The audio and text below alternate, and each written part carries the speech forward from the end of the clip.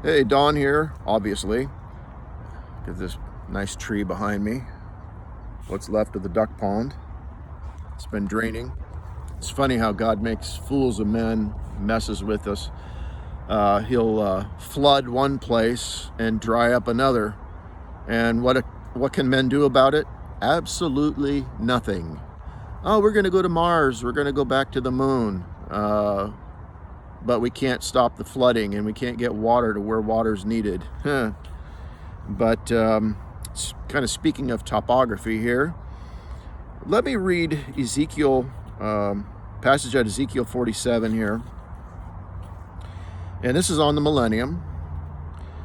Now, when I had returned, behold, at the bank of the river, there were very many trees on the one side and on the other. Then said he unto me, these waters issue out toward the east country. Now, these are waters that issue out from the throne, essentially, where the Lord is going to be in the millennium.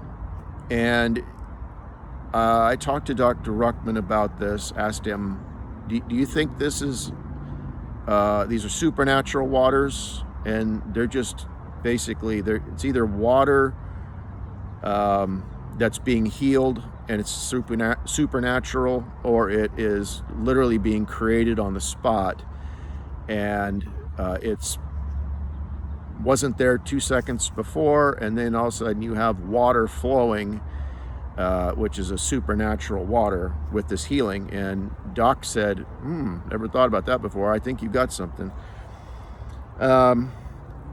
But that's what I believe is going on here. It can't be anything else. 47:8. Then said he unto me, these waters issue out towards the east country, and go down into the desert, and go into the sea. There's a key right there. They go into the sea, which being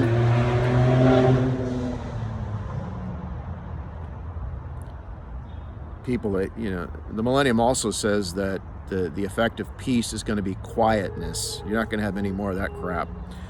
But which being brought forth into the sea, the waters shall be healed.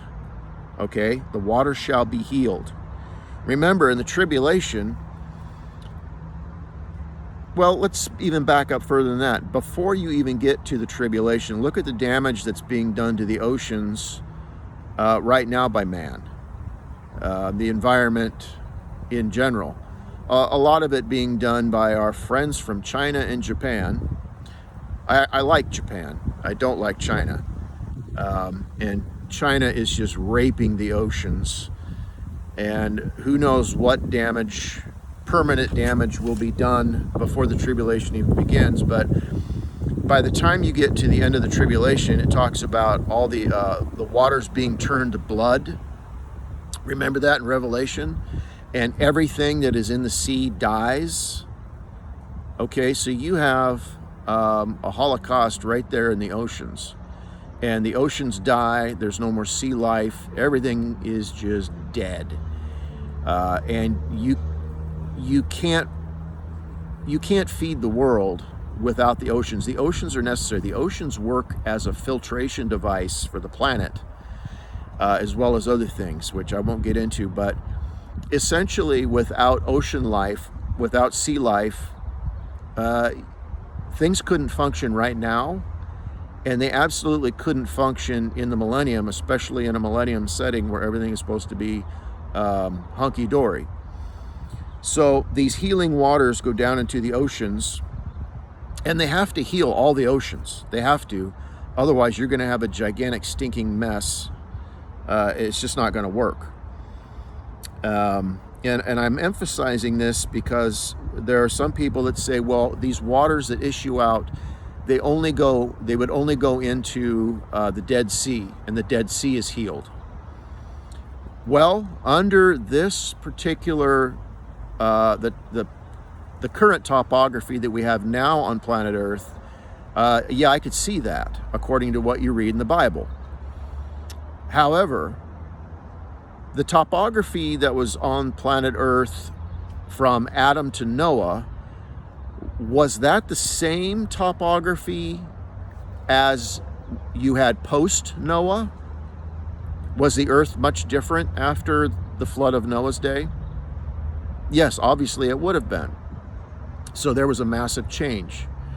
Then, when you get to the millennium, there's obviously going to be, between what takes place in the tribulation and what takes place at the second advent, you're obviously going to have a massive change again of the topography of the planet. So where you read in the Bible where, oh look, it's obvious that these waters issue out, these supernatural waters issues out from the throne, and they go down to the Dead Sea, and the Dead Sea is healed, and then they're just kind of stuck there because there's no outlet.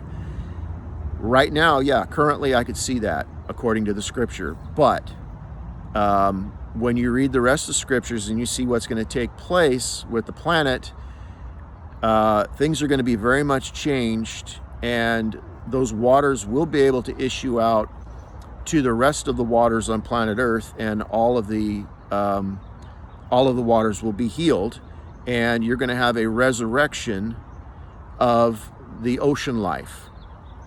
You're going to have a resurrection of fish, resurrection of turtles, a resurrection of whales, a resurrection of whatever's in the ocean. There's a lot there. All of the plant life would have died. I've had a saltwater fish tank, and you fill that fish tank with a bunch of blood and that sort of thing, and all the rest of it that's going to be in the tribulation. You're not going to have coral. You're not going to have plant life. You're not going to have plankton, and I mean, you're not going to have nothing. It's going to be a dead ocean. All of that's going to be healed by these healing waters. Let me read verse 9. And it shall come to pass that everything, look at that word, everything. You know what a thing is? You know what a thing is? It's a living, it's whatever was alive and is now dead. Could be a seal, could be an orca, could be a whale, could be a whatever's in the ocean. That everything that liveth, which moveth, see, whithersoever the rivers shall come, shall live. Resurrection. Very clear. Resurrection of fish life, of marine life. A resurrection of marine life. And you know how this ties into the studies that I've done on the resurrection of your pets, the resurrection of everything that has the breath of life will eventually come up. And not to get off the subject too far, but I believe that resurrection, this resurrection of all of the animals that have ever lived, will take place in eternity after the destruction, the burning of the earth after the millennium, and when these new planets start to be inhabited by man, as man spreads out throughout the universe. Of his kingdom there shall be no end. It will be a Noah again, a Noah's Ark situation. You take animals from this planet that have been resurrected, and you take them out to whatever planet is going to be inhabited and populated. There's no need to start fresh with, creating a couple elephants out of the dirt. You bring resurrected elephants from Earth to that planet. In verse 9, and there shall be a very great multitude of fish, because these waters shall come thither, for they shall be healed. Resurrection of the marine life. And everything shall live. Resurrection. Whither the river cometh. So this is not just going to be a resurrection within the Dead Sea. This is going to be wherever you have oceans or rivers. I mean, these waters eventually, these supernatural waters would go all over the earth, and it would have to be, otherwise you're going to have dead marine life and dead oceans. It's just not going to work. And look at Isaiah 40, verse 4, holding a phone in one hand and Bible in the other, and I got windage. That's okay. Isaiah 40, verse 4. Every valley, look what happens here. Let's start in verse 3. The voice of him that crieth in the wilderness, prepare ye the way of the Lord. Make straight in the desert. So here's a straightening. Make straight in the desert a highway for our God. So here you got a millennial passage, the beginning of the millennium for the Lord. Verse 4. Every valley shall be what? Left alone? No. Every valley shall be exalted. Now, is that just poetic talk? Is that just sort of a nice poetic penmanship there? Every valley shall be exalted. No, it's literal. You have to, if you know about Bible expository, you know that the proper way to interpret a passage is, if it can be taken literal, you have to take it literally. Every valley, that's a lot of valleys, every valley shall be exalted. There's a change in the topography, big time. And every mountain, did it say some mountains? Every blanket statement. Every mountain and hill, for that matter, every hill shall be made low. Mount Everest, whatever the height of Mount Everest is, it's going to be made low. Whatever that lowness is, down to 100 feet and 500 feet, or I don't know, 1,000 feet, but it's going to be made low. And the crooked shall be made straight, and the rough places plain.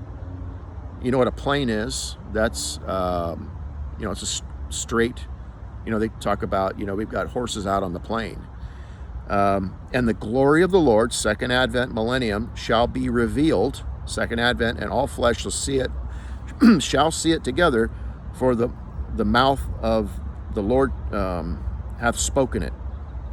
So you have a great change in topography in the millennium. So that Dead Sea, it's going to be changed to where right now there's no outlet, but there will be, because it's going to be completely changed. So yes, the waters will probably flow out of the millennial temple down to the Dead Sea, and then it will flow out from there out to I forget what's that, the Great Sea, the sea that's out by Israel. It'll probably flow out that direction, and then from there to the rest of the world. Zechariah.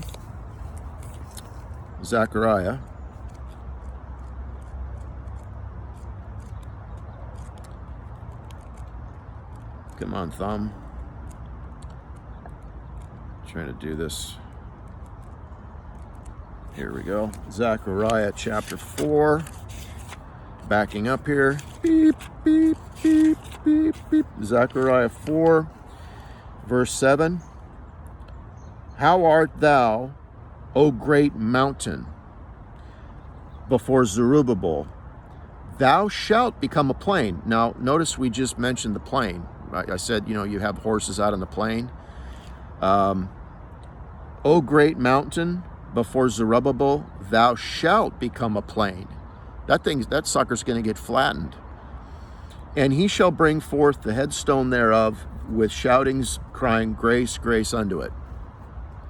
So there you have a change in topography. Now, Micah.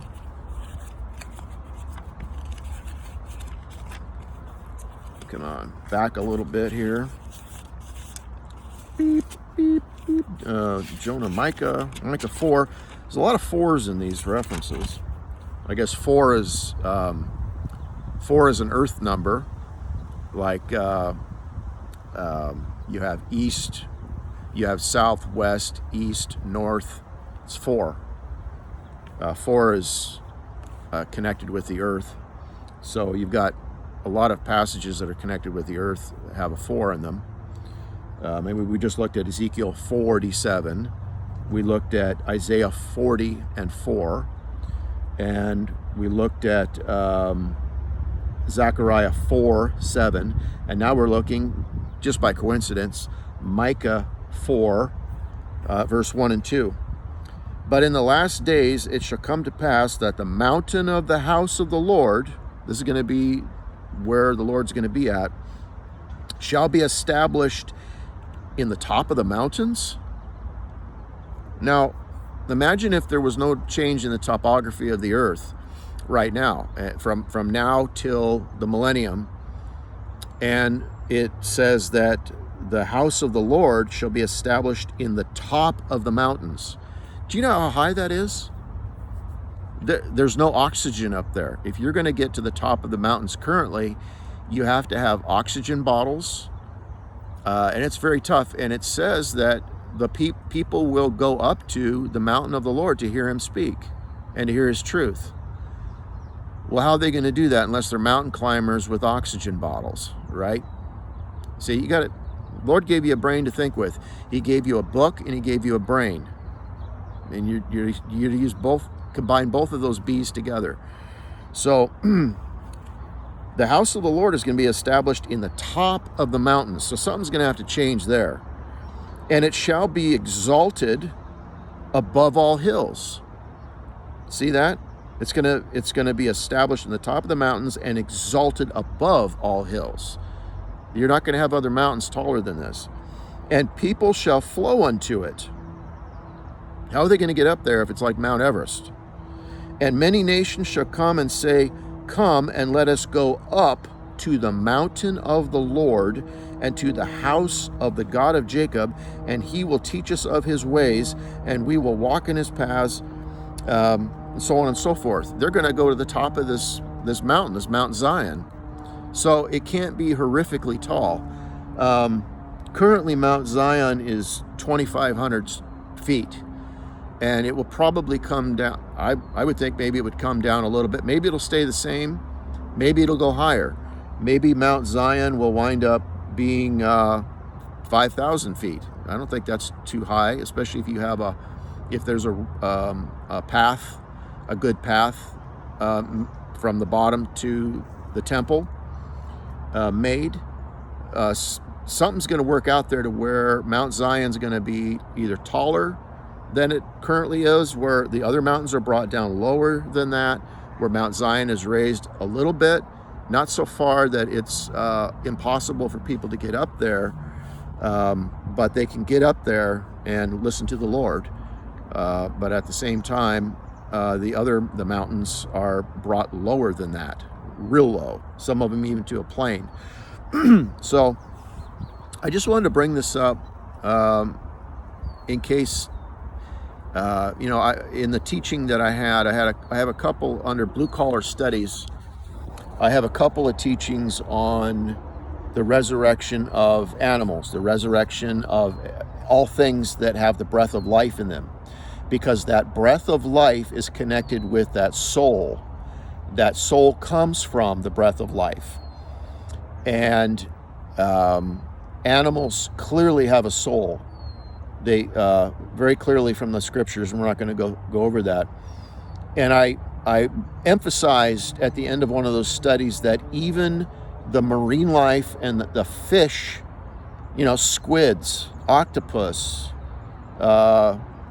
whatever, they're going to be resurrected as well. God doesn't waste. Our God is a God of life. And just because we've been living in this, for 6,000 years in this satanic world where everything is basically negative, death is the ruler, we tend to think along those lines as men. Everything just has to die, it has to stay dead. No, our God is much greater than maybe you think. And God is going to, death, where is thy victory? Where is thy sting? Grave, where is thy victory? Death, where is thy sting?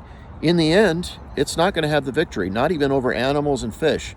God is going to get the last laugh. He is. And he's going to do marvelous, wonderful things that not even Bible-believing Christians a lot of times believe he's going to do. And he's going to do them.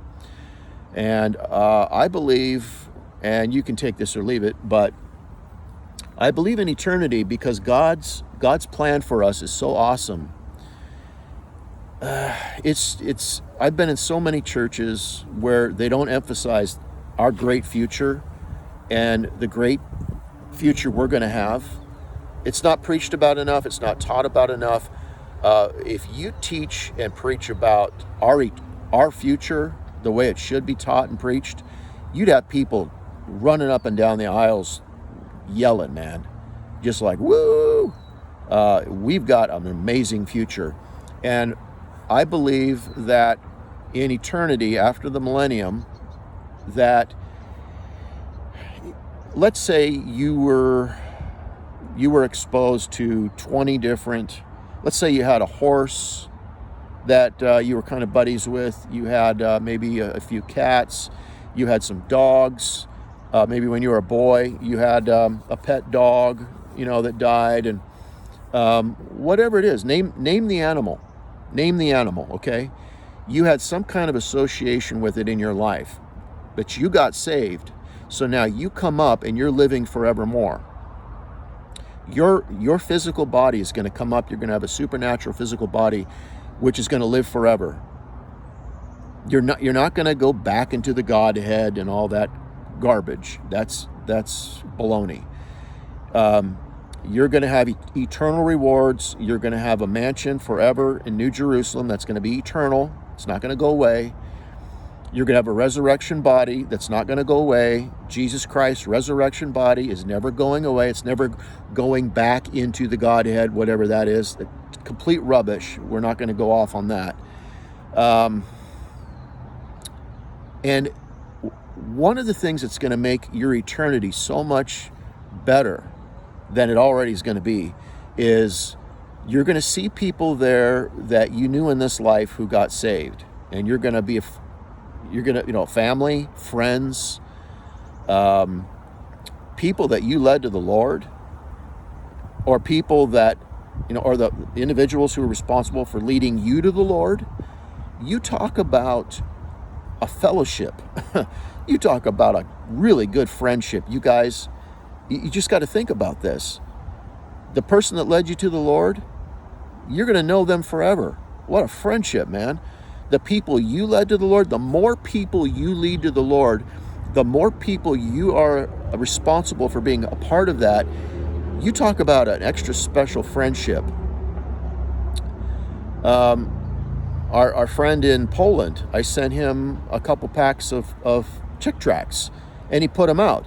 Now, if someone gets saved over there, he's going to have that special relationship with them in eternity, and they're going to find out, Don Nesbitt. Yeah, you gave him the gospel tract from America that you gave to him, and then I picked it up and from Simon, and you're gonna, I got saved because of that. Thank God for you. I don't buy this philosophy that, we're all going to be on an equal plane with each other. That's just not how it works. Nothing is. There's going to be different. You're going to have different gifts, different rewards. My rewards are not going to be the same as somebody else's rewards. Eternal rewards. It's not. There's going to be people in the millennium that have a millennial reign that's going to be much, much greater than mine or yours. It's not going to be equal. It's not going to be the same. So there's going to be people in eternity, in the millennium and after the millennium, that you're going to have an extra special relationship with. It doesn't mean that, there's going to be, little groupies and there's going to be cliques and all that. Everything will be done right. It will be done right. But at the same time, you'll have individuals that you'll have a special relationship with. It's just the way it's going to be. And the same thing with the animals. In eternity, it's going to be awesome because you're going to be able to see that horse that you once rode. Only now you're going to have, just like you read in the Bible, where the animals were talking, there's going to be a way in your supernatural body in that eternity, and that resurrected animal, you're going to be able to communicate on some level. I just know it. There's going to be a friendship there and a kinship where that animal's going to remember you, you're going to remember it, and there's going to be a special friendship there that's just going to make eternity sweeter. And one of the reasons why I believe that is because I just, after knowing God for nearly 50 years, he's going to do great and marvelous things like that. He's going to outdo himself. You know what I'm saying? And he's going to make it much greater than you probably think it's going to be. And that's just going to be great. Oh, here's, almost 70 cats that I rescued in my life. And I'm going to see them. And there's going to be just a friendship there. Won't that be great? It'll be great for me. There's going to be 70 cats that will recognize, oh, you saved me. You helped me. You got me out of a really bad situation, and I had a good life thanks to you. And I'll remember the friendship that I had with them. For some of you, it'll be dogs, or it'll be a bird, or whatever. There's going to be a lot of crows in eternity that are going to remember that I fed them on my garbage route for years. That kind of thing. And why not? Why not? That will make things much better. It just will. And again, I want to emphasize that preachers, look, if you're a preacher out there, if you're a pastor, I'd like to, admonish. I'd like to challenge you to give your congregation, do a Bible study or a sermon, and really let them know what they've got coming. The greatness of the resurrection body, and the greatness of the millennium, and the greatness of eternity, and what we've got to look forward to, and how it's going to go on forever. I was in a church where it was really downplayed, and it was basically, oh, well, at least it's better than hell. What do you mean, at least it's better than hell? Oh, well, I think it'll be and he actually kind of made it like heaven was going to be boring and all this kind of stuff. No. First of all, heaven is just going to be a place that, we'll go to occasionally. I think that's where we'll go to worship the Lord, where our worship services will take place. But, you're going to have the whole universe to play around in. And in the millennium, you're going to have, the whole planet. Have you noticed up there the neighbor that I told you about that was noisy? He doesn't normally play loud music like that, but he's doing it right now. Give your congregation something that, like I said, I've been in and out of churches 50 years almost, and the number of good sermons that I've heard on heaven and eternity and the millennium and the greatness, of what we have to look forward to, is very few and far between. And that should be something that should be emphasized, not just brought up every once in a while and not even taught correctly. So we're almost at 30 minutes here, and I thought this was going to be like 5 minutes. So I'll leave it at that. And I know I've said a lot here, so not trying to teach anything weird here or tick anyone off. Food for thought, and think about what I told you. All right, thanks.